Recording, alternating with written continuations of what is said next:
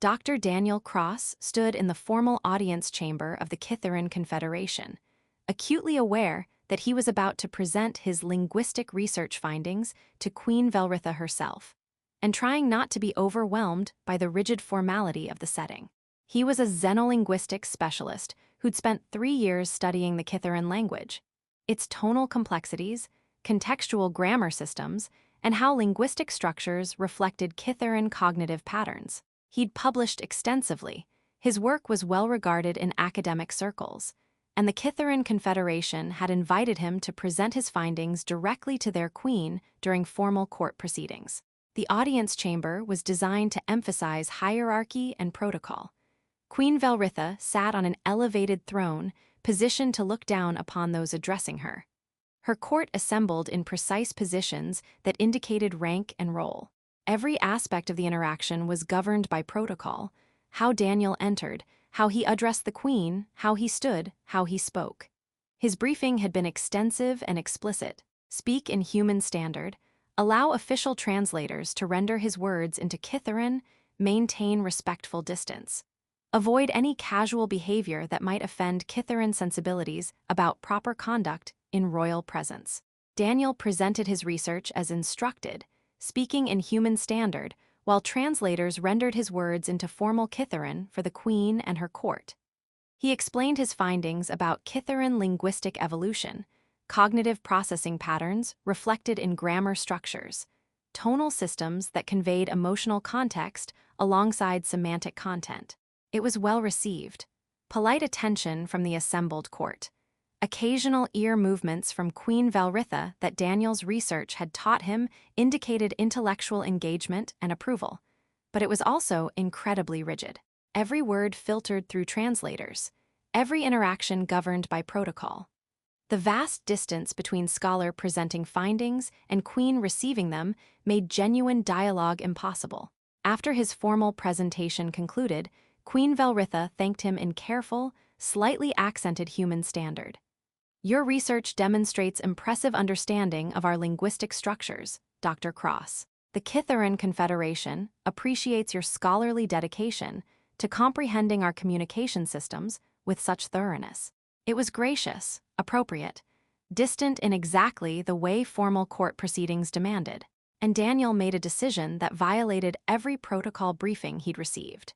Instead of accepting the formal thanks and withdrawing as he was supposed to, Daniel responded in fluent Kithaeron, not just using the language, but employing the specific tonal patterns and contextual grammar markers that indicated informal, friendly communication rather than formal address. The kind of speech Kithaerons used with colleagues and friends, not with royalty during official proceedings. "Thank you, Your Majesty, though I must confess that studying your language has been profoundly humbling. I spent 6 months absolutely convinced that the third tone inflection pattern indicated emphasis or importance when it actually marks sarcasm and ironic intent. I wrote an entire 15-page paper analyzing what I genuinely believed were Kithaeron philosophical treatises about the profound nature of temporal existence.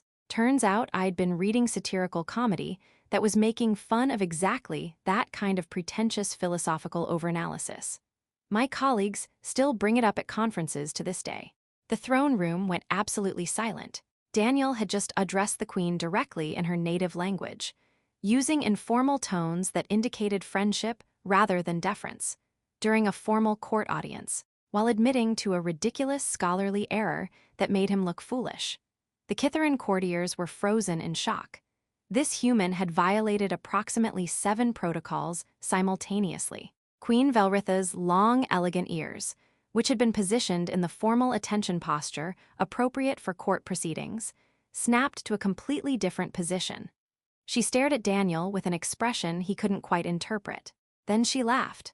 Not polite diplomatic acknowledgement, not measured amusement carefully calibrated to maintain formal dignity. Actual, genuine laughter, the kind that made her formal posture briefly collapse, made her ears perform the complex movements Daniel's research indicated meant delighted surprise mixing with appreciation of genuinely funny situation. She laughed with real enjoyment, and her entire court stood in complete shock watching their dignified queen lose her composure during formal proceedings. because a human had made a joke in their language about mistaking satire for philosophy. Queen Velritha recovered her formal posture, but she was still smiling, an expression her court clearly wasn't accustomed to seeing during official proceedings. She responded in Kithaeron, also using informal, friendly tones rather than the formal register she'd employed moments before. Which philosophical treatise? Please tell me it was Kelthar's Meditations on Temporal Existence, because that would be absolutely perfect. It's specifically satirizing the exact kind of overly serious scholar who would mistake obvious satire for profound philosophy. It was precisely that one, Daniel confirmed, also in Kithaeron, grinning at the memory of his embarrassment.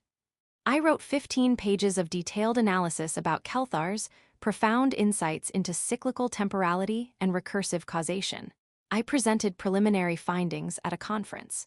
Then my Kithaeron colleague finally took mercy on me and explained that I'd been earnestly analyzing comedy.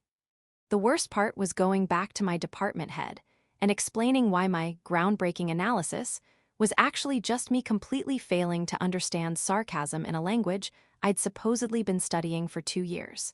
Velritha laughed again, and her court was witnessing something many of them had never seen. Their formal, dignified queen engaging in actual casual conversation, using informal speech patterns, discussing satirical literature with genuine enjoyment.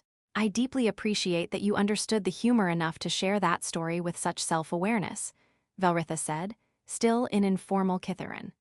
Most humans who attempt to learn our language focus exclusively on formal registers appropriate for diplomatic contexts. They completely miss that approximately half our actual communication happens through tonal context and inflection patterns that can change meaning entirely.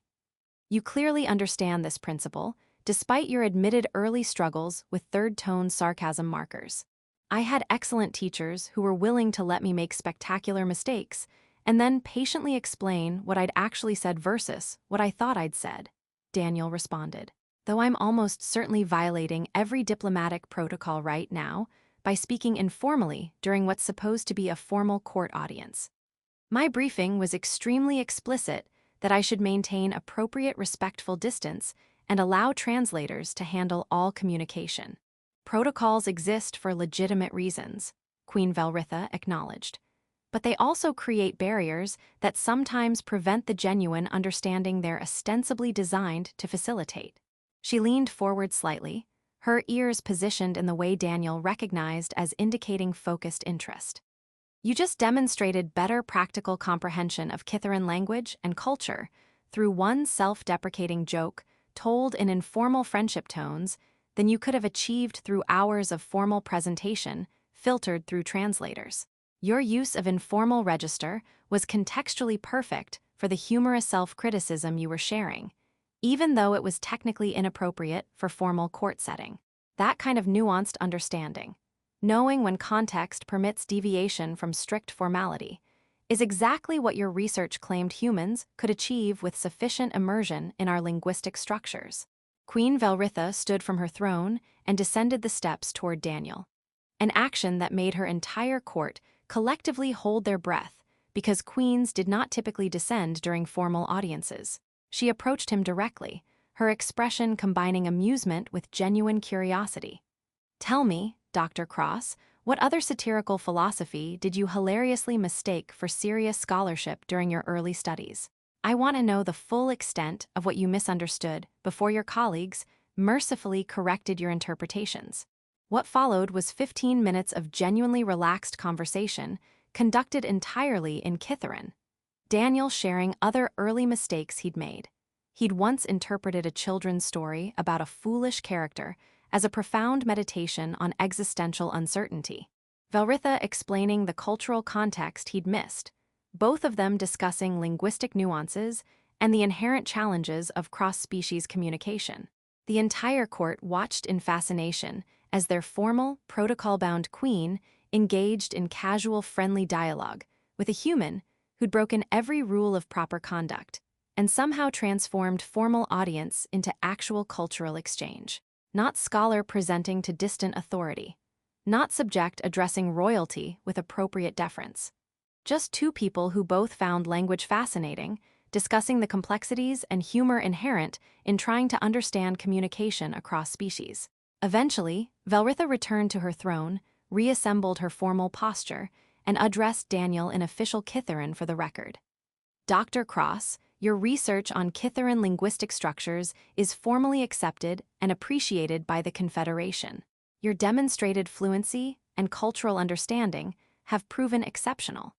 You are hereby invited to return for continued cultural exchange discussions, during which interaction protocols may be adjusted to facilitate genuine dialogue rather than merely formal presentation. Then she switched back to informal tones, adding with visible amusement. And please, do write that paper about mistaking Kelthar's satire for serious philosophy.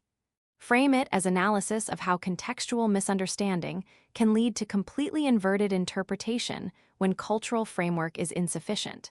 I would personally enjoy reading your honest assessment of that scholarly mistake.